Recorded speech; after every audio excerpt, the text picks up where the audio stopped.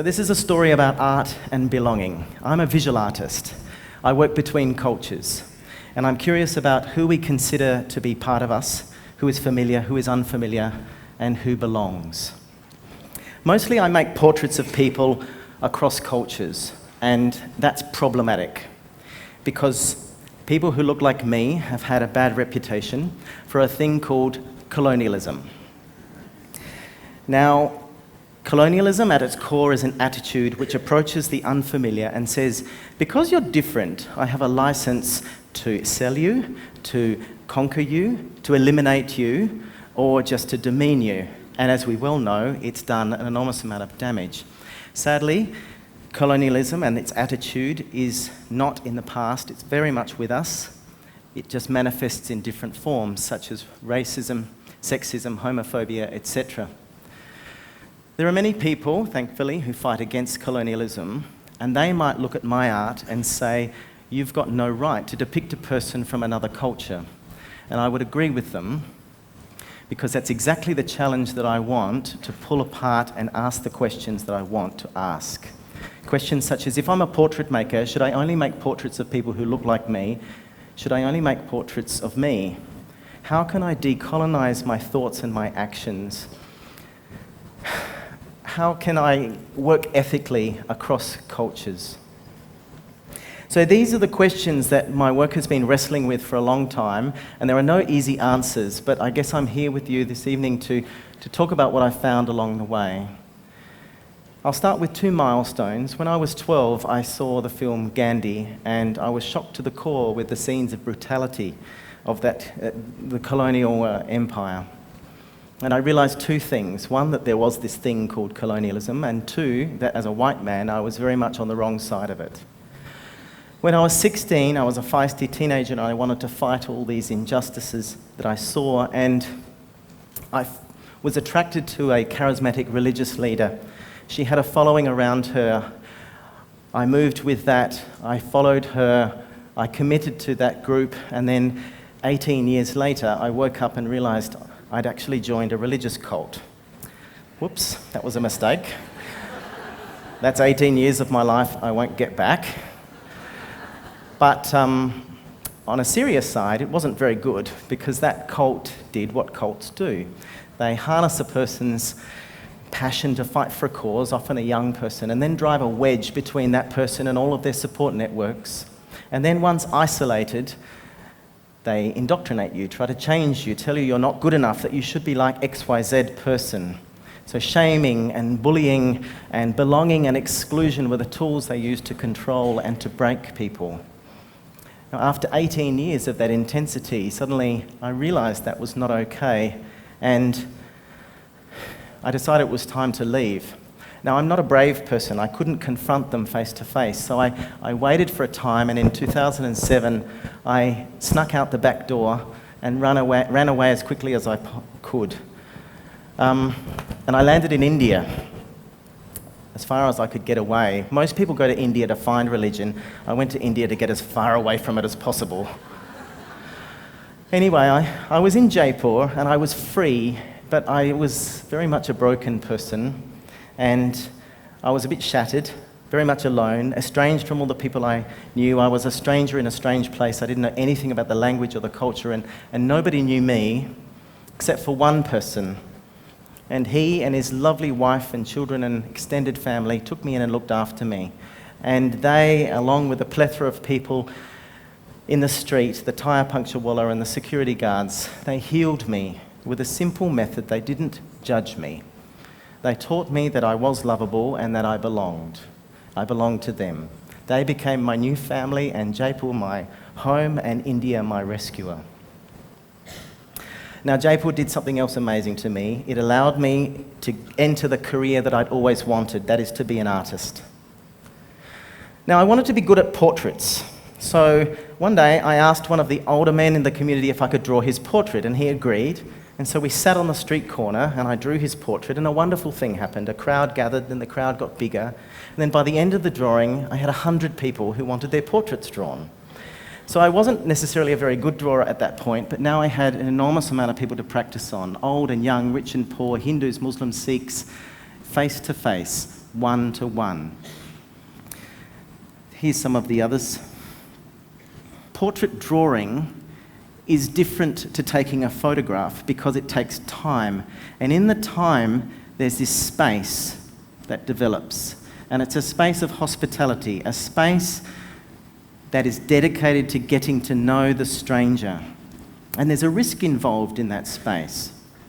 You don't know how the portrait's going to turn out. So when it turns out well, there's a great bond. So I gave them the originals and they gave me a photocopy in return. And I did this for about 3 years, and I was a changed person, and I decided it was time to go back to Adelaide, where I come from in Australia, more permanently. So I did. And when I went back to Adelaide, half of India was already there. Because Australia, while I was gone, had experienced this huge wave of migration from India, which was wonderful for me. And many of the people who were coming were young men from Punjab who stood out like beacons with their turbans and their beards and soft accents. And sadly, they were experiencing Australia at its harshest and drunkest and meanest while they drove cabs at night. Now, I thought, India gave me belonging when I desperately needed it. I had to give it back to these guys if I could, but all I could do was draw portraits, so I did. The series became known as Faith in Taxis. This was the first one I did, and I wanted to make them as big as possible, to shout from the rooftops that these people are treasures. And I made it out of A3 pieces of paper stuck together with masking tape because I couldn't afford a big piece of paper. But then after that, I thought, it's actually a wonderful metaphor for migration. It's about confidence coupled with the vulnerability to being torn apart, plus the tenacity to hold yourself together despite it all. I took that exhibition back to Punjab, and I wasn't expecting the amount of emotion that it evoked. A lot of tears were shed from mums and dads and grandparents who missed their children desperately. This was what migration did to the people left behind. And I thought, I want these portraits to show the mums and dads that Australia actually loves their kids as much as they would want them to be when they're in a far-off country. And I thought, Australia actually should say thank you to mums and dads for giving their kids to us. Anyway, I went back to Adelaide and I realised the portraits were doing another thing.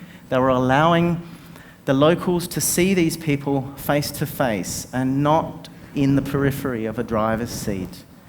That was powerful, another space of hospitality. I thought, let's apply that to other communities who have recently arrived. So people from Vietnam, I worked with the Vietnamese community, the Burmese community, South Sudanese community, and Congo. Oh, he's actually from South Sudan, but the Congolese as well. Then I got invitations to go to Vancouver and to Sheffield and to Birmingham. And then I thought, actually the thing here is the drawing. It's not the object or the paper. Let's get rid of the paper. Let's draw them directly onto walls. So in 2012, I went to Kochi in India and drew portraits of street vendors, sanitation workers, fishermen, and construction workers on the walls. And then we drew pictures of international students and then projected them onto the walls of the CBD. So these weren't meant to be monuments, they were meant to be ephemeral conversation starters. And after a year in Kochi, the drawings had washed away, but the relationship hadn't. And the relationship, I realised, was a very powerful aspect of this, that complicated, unexplainable thing. And I thought, maybe the relationship's the most important part of this. Maybe the relationship actually is the portrait. Maybe the drawing was just the door to open up into that great big invisible portrait.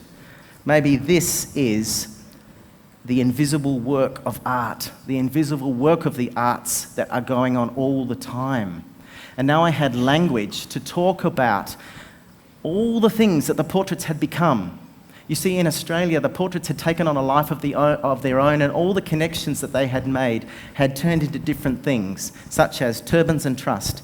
So Turbans and Trust is an organisation where the Sikh community tie turbans onto non-Sikhs and start a discussion about what it means to be different. We've tied over 3,000 turbans already on people from all over Australia.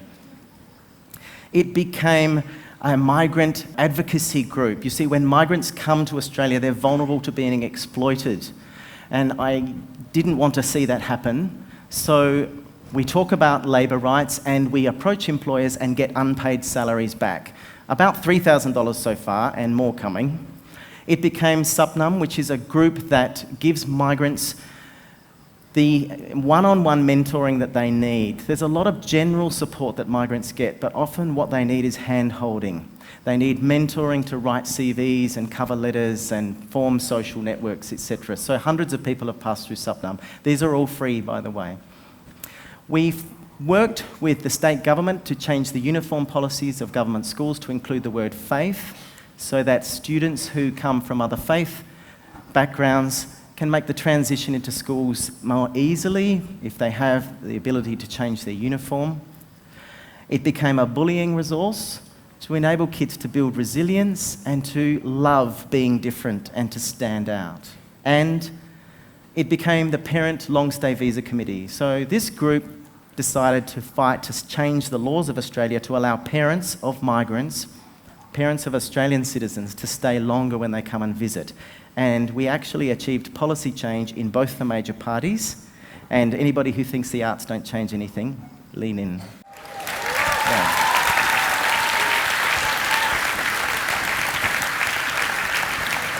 I have to say, we're still fighting to implement it, but we're a force to be reckoned with. Anyway, as this gentleman shows, finally I had got behind the paper to see the real portrait. The real portrait was out there advocating for identity's right to exist. This is what I didn't realise was possible, and this fellow exemplifies it.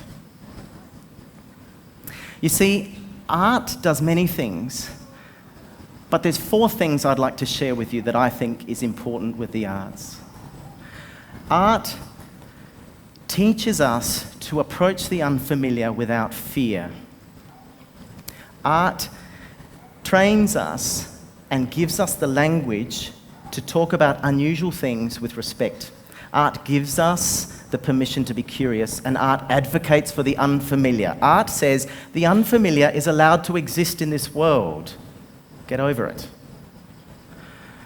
Now, I want to leave you with one request. Make art, but see a lot of strange art, okay? Take your kids to see art, take your friends to see art, and allow it to be unfamiliar with you. If you see people struggling with something that's unfamiliar, an accent, a behaviour, a food, something, remember art and go, art. The unfamiliar is allowed to exist in this world. Let's work through that. Because if there's one thing that art teaches us, is that it has no utility, it has no use, and it's not supposed to be understood. A lot of people go, oh, I don't like art because I can't understand it. Well, that's okay. You don't have to understand it. Art is like people. They're not in this world for us to either understand them or to use them. Art and people are in this world to be with them, to appreciate them in all their diversity, and to love them. Thank you.